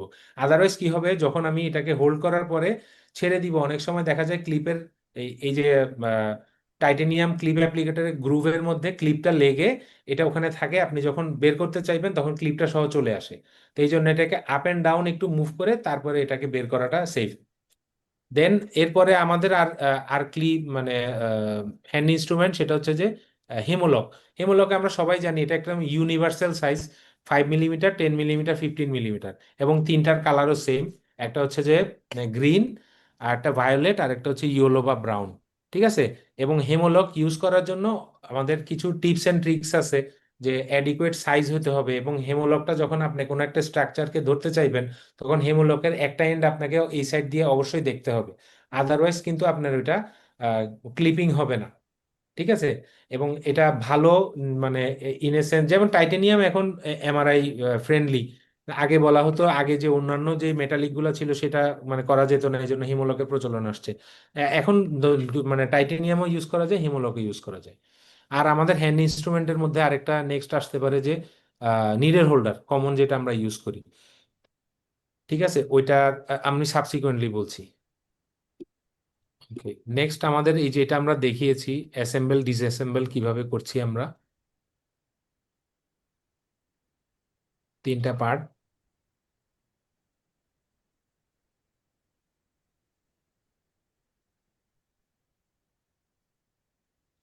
ইনসার্টটা আমরা শীতের ভিতরে ইন্ট্রোডিউস করলাম, করার পরে তারপরে আমরা হ্যান্ডেলটা কিন্তু খোলা অবস্থায় আমরা ভিতরে ঢুকাবো, হ্যান্ডেলটা কিন্তু বন্ধ করা অবস্থায় নেই, এবং আমরা হ্যান্ডেলটা ধরবো কিন্তু, দেখতে পাচ্ছেন হ্যান্ডেলটা আমরা কিন্তু এই যে রিং গুলার ভিতরে ধরি নাই, এই যে জয়েন্টের ভিতরে ধরছি, সো দ্যাট এটা যেন ওপেন থাকে অলওয়েজ অ্যাসেম্বল এবং ডিসমেন্টেল করার সময়। ওকে, সো নেক্সট আমরা এই জিনিসগুলো আমরা অলরেডি আলোচনা করেছি, যে ম্যারিল্যান্ড আমাদের হুক সিজার কি কি আছে, এবং আমাদের গ্রাসপার কি কি ধরনের গ্রাসপার আছে, এবং সিঙ্গেল অ্যাকশন জ বা ডাবল অ্যাকশন জ। এরপরে নেক্সট আমাদের এই যে টাইটেনিয়াম ক্লিপ, হিমোলক, এগুলো আমরা আলাপ করেছি অলরেডি, যে আমাদের কি কি কালারের আছে হিমোলক, আমাদের তিনটা কালার, গ্রিন, ভায়োলেট, আর হচ্ছে ব্রাউন অথবা ইয়েলো। আর এই যে আমাদের টাইটেনিয়াম ক্লিপের মধ্যেও তিনটা সাইজ আছে, 6, 3, 6, 8। তো এই যে টাইটেনিয়াম ক্লিপের যে সামনের অ্যাপ্লিকেটর সেটা ডিসপোজেবল। ওকে, নেক্সট আমাদের হচ্ছে যে এই যে অপারেটিং ইনস্ট্রুমেন্ট, এই যে ইনস্ট্রুমেন্টগুলো আমরা এতক্ষণ যে আলাপ করলাম, এই 3টা সাইজ আছে, কতগুলো সাইজ আছে ইনস্ট্রুমেন্টের লেন্থ কত বড় হবে, সেটা কিসের উপর ডিপেন্ড করবে? ওই যে আমরা বললাম যে প্রথমেই আর্গোনমিক্সের উপর ডিপেন্ড করবে। যেমন একটা বাচ্চা পেশেন্ট, একটা 8 বছর বা 10 বছরের পেশেন্টকে যদি আমি 45 সেন্টিমিটারের ফোরসেপ দিয়ে অপারেশন করতে যাই, তাহলে ওটা কখনোই আমার কি হবে না, অপারেশনটা আমার জন্য কখনোই ভালো হবে না, বা আমার আর্গোনমিক্যালি ওটা সেফ হবে না। তাহলে আর্গোনমিক্যালি সেফ হওয়ার জন্য আমাদেরকে কি করতে হবে? ওই যে বললাম যে আমরা প্রথমে যে ফালক্রাম আর একটা হচ্ছে যে লিভার। তাহলে ফালক্রামটা কি জিনিস? আমরা যখন এই যে পুলি পুলি বা এটাকে কি বলে, বাচ্চারা পার্কে ওই দুই পাশে বসে একজন ওঠানামা করে না, তাহলে দেখা যায় কি মানে এই মাঝখানে যেই অবজেক্টটা থাকে সেটা হচ্ছে ফালক্রাম, আর দুই পাশে যে দুই লোড আর ইফেক্ট দিচ্ছি আমরা সেটা হচ্ছে যে আমার লিভার। তাহলে ল্যাপারোস্কোপির ক্ষেত্রে আমরা অলওয়েজ প্রেফার করব কি টাইপ 1 লিভার, মানে দুই পাশে সমান থাকবে। আমি এমন একটা ইনস্ট্রুমেন্ট চুজ করব যেটার half should be inside the abdomen and half should be outside abdomen. এই পোর্টটা হচ্ছে আমার ফালক্রাম, ঠিক আছে? তাহলে আমার অর্ধেক ইনস্ট্রুমেন্ট ভেতরে থাকবে, আমার অর্ধেক ইনস্ট্রুমেন্ট বাইরে থাকবে, ঠিক আছে? এবং এই ইনস্ট্রুমেন্টগুলোর সাইজটাও সেই জন্যই এভাবে করা হয়েছে যে আমার 20 সেন্টিমিটার পেডিয়াট্রিক পেশেন্টের জন্য, 28 সেন্টিমিটার আরেকটু বড়দের জন্য, এবং 36 আমাদের হাতে যেগুলো আছে। এবং কমনলি আমার মনে হয় 95% ইনস্ট্রুমেন্ট অ্যাডাল্টের ক্ষেত্রে যা ইউজ করা হয় সবই হচ্ছে 36 সেন্টিমিটার, ঠিক আছে? আর 45 centimetre only for bariatric surgery.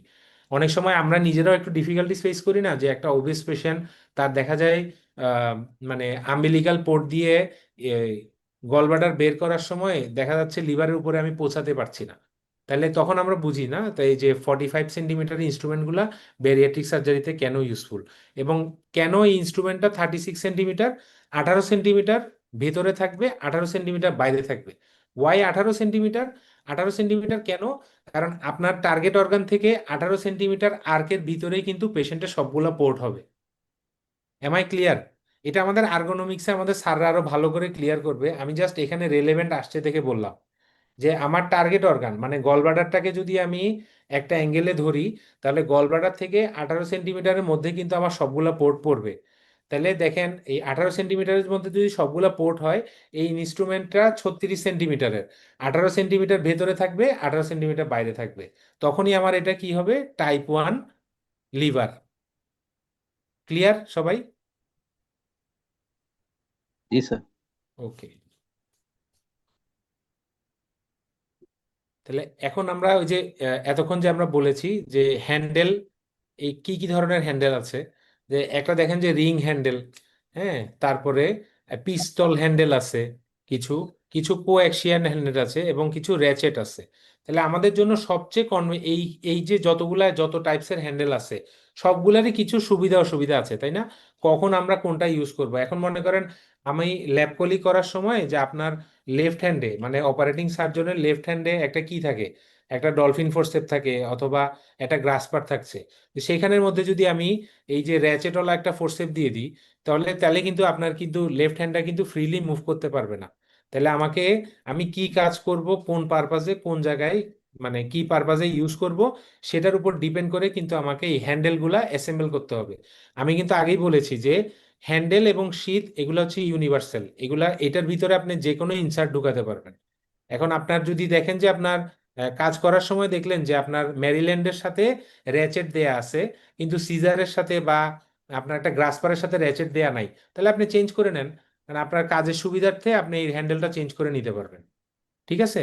তাহলে এইভাবে করে আমরা মানে এই র্যাচেট এবং রিং হ্যান্ডেল বা এগুলো আমরা ঠিক করবো। এবং রিং হ্যান্ডেল পেডিয়াট্রিক ফোরসেপের জন্য কিন্তু সাইজ ছোট।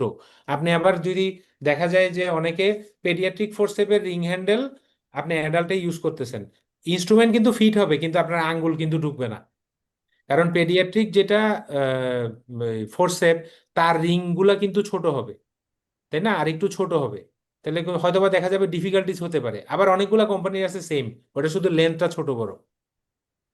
তো সেটা আপনাকে ওইভাবে দেখে নিতে হবে, এবং এই প্রত্যেকটারই কিছু মানে প্রোজ এন্ড কনস আছে, কখন কোনটা দিয়ে কিভাবে ইউজ করা যায় এটা একটা স্ন্যাপশট নিতে পারেন। তো এর মধ্যে সবচেয়ে ভালো যেটা সেটা হচ্ছে ইনলাইন বা কোঅ্যাক্সিয়াল। যে এখনকার আমাদের দেখবেন ম্যাক্সিমাম নিডল হোল্ডার কিন্তু এই যে কোঅ্যাক্সিয়াল হ্যান্ডেল বা ইনলাইন হ্যান্ডেল, এটার আর্গোনমিক্যালি এটার সবচেয়ে ভালো ডিজাইন।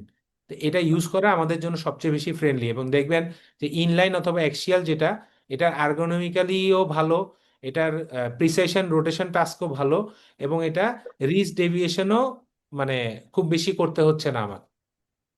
ঠিক আছে। আর আমরা ইনস্ট্রুমেন্ট যখন হ্যান্ডেল করব, তখন আমরা অবশ্যই কিসের উপর জোর দিব, যে এই যে ইনস্ট্রুমেন্টের ইনসার্ট বা জয়ের যে কাজ, তাকে তার কাজ করতে দিব। আমি এখান দিয়ে খুব বেশি ফোর্স অ্যাপ্লাই করব না। ঠিক আছে, আমি একটা টিস্যু গ্রাস্প করার পরে আমি আমার এটা লাগাই দিব, আমি এরপর এটাকে জেন্টলি ধরে রাখবো। এমন না যে আমাকে এটা চাপ দিয়ে ধরে রাখতে হবে, আমার আঙ্গুল ব্যথা করতে হবে, ব্যাপারটা এমন না।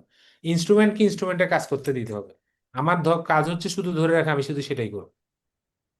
নেক্সট আমাদের, আচ্ছা এই জিনিসটা আমাদের এই মারুফ ভাই already, doctor Maruf already discuss করেছে আপনাদের সাথে। আমি একটা জিনিস শুধু একটু বলতে চাই, যে টেলিস্কোপের যে আমাদের যে ডিগ্রিগুলো আছে, 30 ডিগ্রি, 45 ডিগ্রি, 70 ডিগ্রি, এটা আসলে খুব কম জায়গাতেই ইউজ হয়। এর ভিউইং অ্যাঙ্গেলগুলা এবং কোনটার ইউজ কখন ভালো, 0 ডিগ্রি কখন ভালো, ওই যে স্যার একটু আগে বললেন যে আমাদের বিজি পোর্টে যখন আমরা ইন্ট্রোডিউস করি, তখন আমার কিন্তু একদম সামনের অবজেক্টটা দেখতে হয়, সেসব ক্ষেত্রে আমার 0 ডিগ্রি ভালো। কিন্তু আমি যখন পেলভিক সার্জারি করব, তখন আমার কিন্তু 0 ডিগ্রি ভালো না, তখন আমার কিন্তু 30 ডিগ্রিটা খুবই প্রয়োজন। ঠিক আছে, তাহলে আমার ভিউইং অ্যাঙ্গেল কিন্তু 30 ডিগ্রিতে এরিয়া ওয়াইজ অনেক বেশি হবে, তাই না? আর একটা টেলিস্কোপ আমি কিভাবে হোল্ড করব, this will make you a good assistant. একটা টেলিস্কোপ অবশ্যই এইটা একমাত্র ওয়ে, মানে টেলিস্কোপ ধরার আর কোনো ওয়ে নাই, যে আপনি যখন একটা 0 ডিগ্রি হলে এই আর্কটা, ক্যামেরা হেড এবং টেলিস্কোপ আর লাইট সোর্স, এই তিনোটা একই অ্যাঙ্গেলে থাকবে। দেখেন, তিনোটা একই অ্যাঙ্গেলে আছে। 0 ডিগ্রি হলে এটা অনেক সময় ম্যাটার করে না, কিন্তু 30 ডিগ্রিতে এটা আপনাকে 100% মেনটেন করতে হবে। এবং এই জন্যই বলছে যে this is the only way to hold a camera. ঠিক আছে, এখন এটা বলেন যে এটা ধরার সুবিধা কি, বা এভাবে ধরলে আমার কি হবে।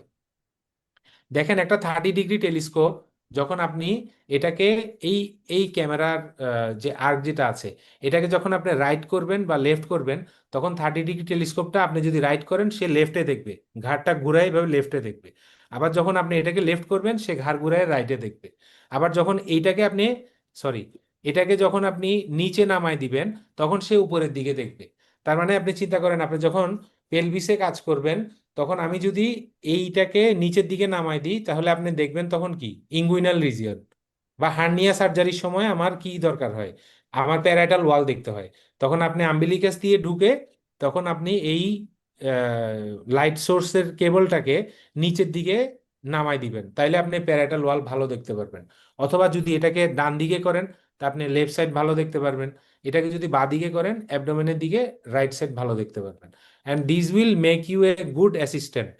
ঠিক আছে, না এই জিনিসগুলো করতে পারলে আপনার অপারেটিং সার্জন আপনাকে নিয়ে অনেক বেশি কমফোর্টেবল হবে, যদি আপনি এই মুভমেন্টগুলো ভালো বুঝতে পারেন। Am I clear? এটা নিয়ে আর কারো কোনো প্রশ্ন আছে?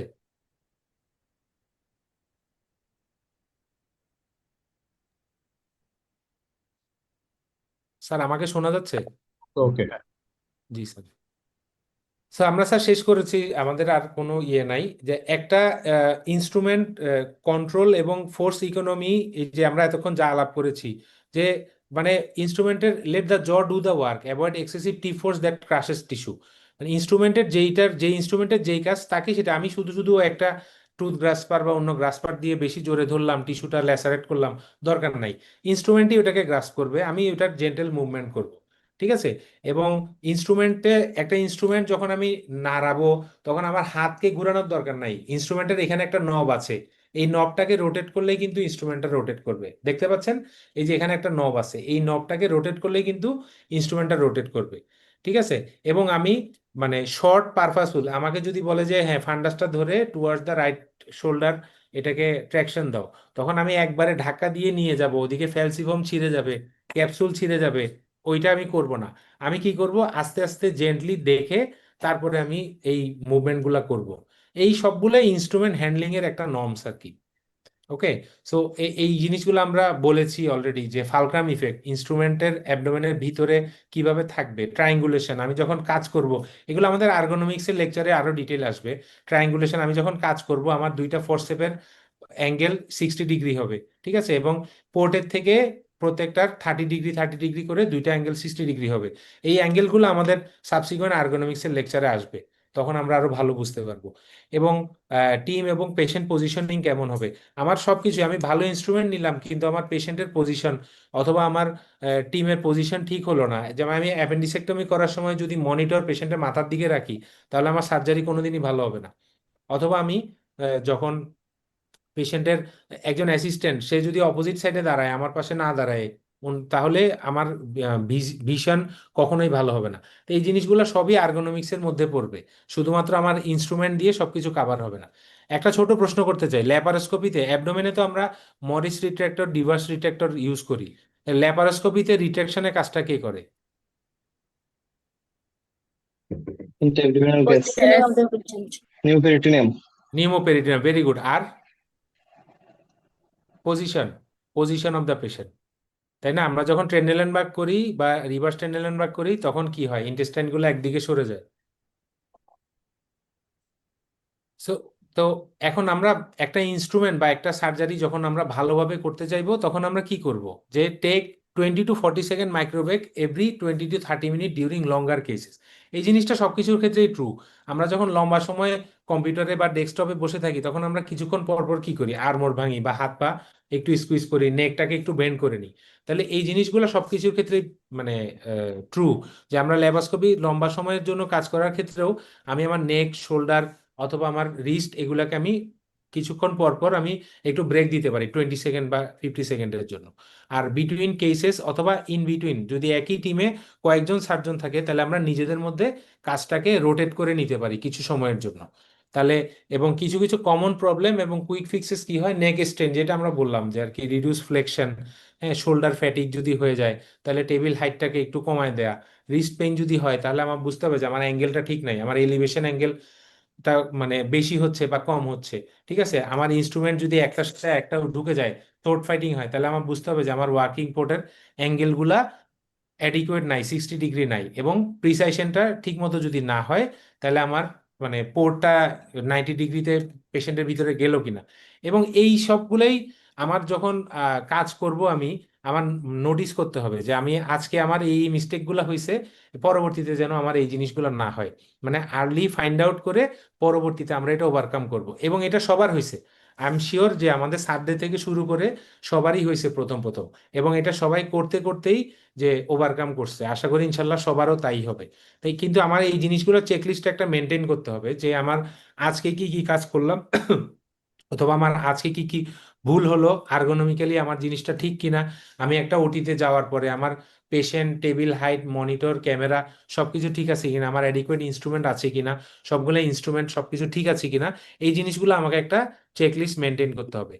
তাহলে আমাদের আজকের টেক হোম মেসেজ যদি আমরা বলি তাহলে আমরা কি বলতে পারি, যে প্রথমে আমার ওয়ার্ক স্পেসটা প্রথম ডিজাইন করতে হবে, মনিটর, টেবিল, পেডেলটা কেমন হবে, টাওয়ার, ঠিক আছে, এই কেবলগুলা কোন দিক দিয়ে যাবে, এই সবগুলা plan port for triangulation and comfortable working angle, আমার পোর্টটা আমি কিভাবে প্লেস করব, ট্রায়াঙ্গেলটা হচ্ছে কিনা, আমার ওয়ার্কিং অ্যাঙ্গেল 60 ডিগ্রি হবে কিনা, এগুলো আমার কিন্তু প্ল্যান করতে হবে একটা ভালো সার্জারির আগে। Choose instrument handle that keep wrist neutral and reduce grip force, আমরা বলেছি যে আমি যদি বললাম না যে র্যাচেট সহ একটা হ্যান্ডেল যদি আমার লেফট হ্যান্ডে ইউজ করি তাহলে কিন্তু আমার ওইটা মানে হাতটা ফ্যাটিক হবে এবং ব্যথা হয়ে যাবে। আর আমরা যখনই এরকম ফ্যাটিক হয়ে যাব তখন মাইক্রো ব্রেক এবং টিম কমিউনিকেশন করতে পারবো to prevent fatigue and error. Sir, thank you sir.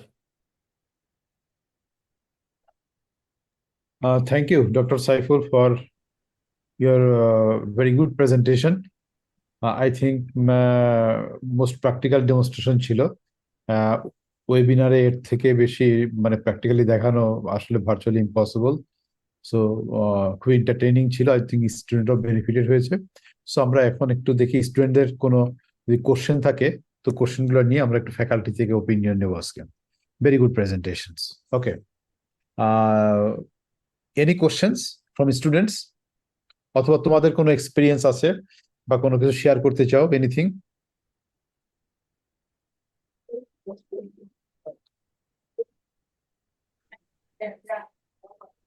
Sir কোলেডোস্কোপ সম্পর্কে একটু বলুন। কলিডোকোস্কোপ, কলিডোস্কোপ, আচ্ছা, তহিদ ভাই আছেন? হুম? কলিডোস্কোপ এখানে রিলেশনটা কোথায়? রেলিভেন্ট। বলো, তুমি কি তোমার কনফিডেন্টটা মাখিয়ে কলিডোস্কোপ কেন তোমার মাথায় আসলো বলো? হ্যাঁ, দেখেছি কলিডোস্কোপের ইন্ডোস্কোপ আমরা ল্যাপারোস্কোপিক্যালি করা যায় যখন তারা সিভিল এক্সপ্লোর করে। কলিডোস্কোপ ইউজ করে না, সাইকালজিস্ট বসে আছে, ইউরোস্কোপ ইউজ করে, জানি তো কলিডোস্কোপ ইউজ করে না। ইউরোস্কোপ দরকার বাইরে দেখার জন্য, তা ল্যাপারোস্কোপিক্যালি এটা দরকার আছে। তোমার তোমার কথাটা রেশনাল এক্সেন্সে বলবো, তুমি যদি ল্যাপারোস্কোপ সিভিল তাহলে কলিডোস্কোপ দরকার হয়, রিপোর্ট তুমি দেখতে পারো। আর আমরা যেটা করি, আমরা থ্রু ইয়ারসি ফাইবার ডটার ইউজ করি, বা এখানে স্পাই গ্লাস আছে ইউজ করে। কিন্তু যারা ল্যাপারোস্কোপ সার্জন তাদের জন্য choledochoscope is must to do civil explosion. I think confusion is clear. Okay okay, আর কোনো question any students? Sir lap অ্যাপেন্ডিক্সে ক্লিপিং করা বেটার নাকি স্যার ভর দেওয়া বেটার? ক্লিপিং এর কোনো রুলই নাই, যদিও দেওয়া এটা আইডিয়াল নয়। রোডার্স নট অ্যাপ্লাই করবা অথবা ইন্টারকার্পেল নট মাস্ট।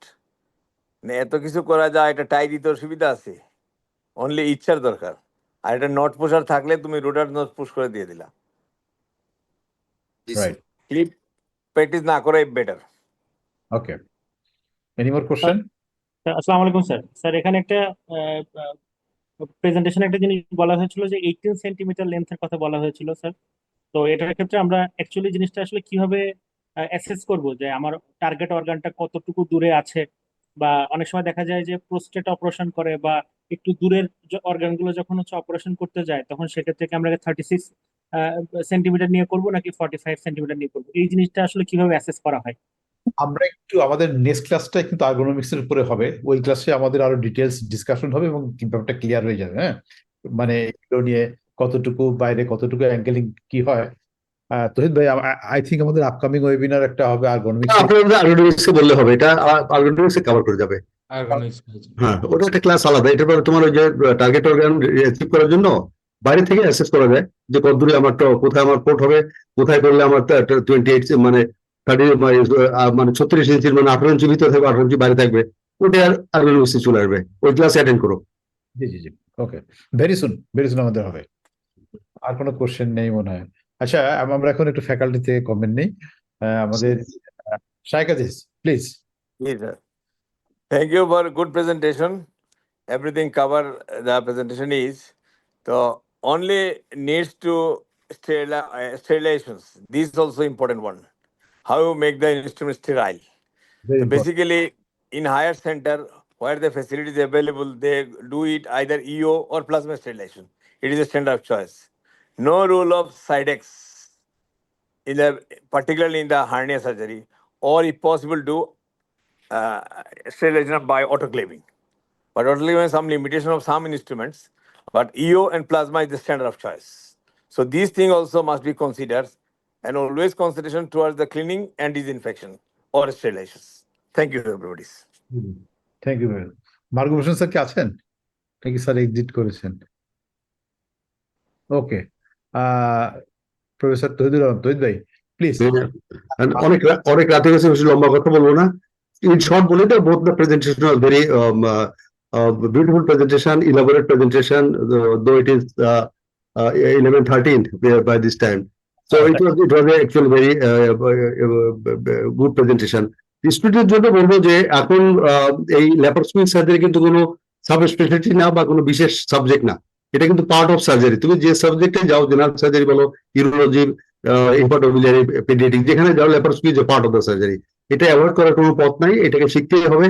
আর নাম্বার 2 হচ্ছে পরীক্ষার সময় কিন্তু এখন ল্যাপারোস্কোপিক ইনস্ট্রুমেন্ট বিভিন্ন স্টেশন রিলেটেড টু ল্যাপারোস্কোপি থাকে, অথবা এই সমস্ত ইনস্ট্রুমেন্ট গুলোকে হাতে নাড়াচাড়া করো। আর পলিটিক্যালি দেখলে কিন্তু এটা নিজে হাতে একটা ফরসেপ অ্যাসেম্বল করলা, বা এটা তোমার একটা অর্কেস্ট্রা দিতে পারে যে এটা ডিসম্যান্টল করো বা অ্যাসেম্বল করো, তাই না? এরকম থাকতে পারে, অর্কেস্ট্রা থাকে এরকম কিন্তু। আর ইনস্ট্রুমেন্ট আইডেন্টিফাই তো গত পরীক্ষার আগে আমি নিজেই ছিলাম, যে বিভিন্ন ধরনের টকার দিয়ে মার্কিং ছিল যে কোনটা কি কি ইউজ, এই ধরনের। তোমাদের লেভেলে তোমরা ইনস্ট্রুমেন্ট ওরিয়েন্টেড হওয়া, পিটফল সহ তোমাদের ট্রাভেল শুটিং বা ইউজ, প্রত্যেকটা ইনস্ট্রুমেন্টের ইউজ, যেগুলো কথা বললে এর থেকে বেশি যাওয়ার দরকার নেই। আর in due time definitely everybody should be a laparoscopic surgeon. Otherwise, there is no scope without laparoscope. Thank you.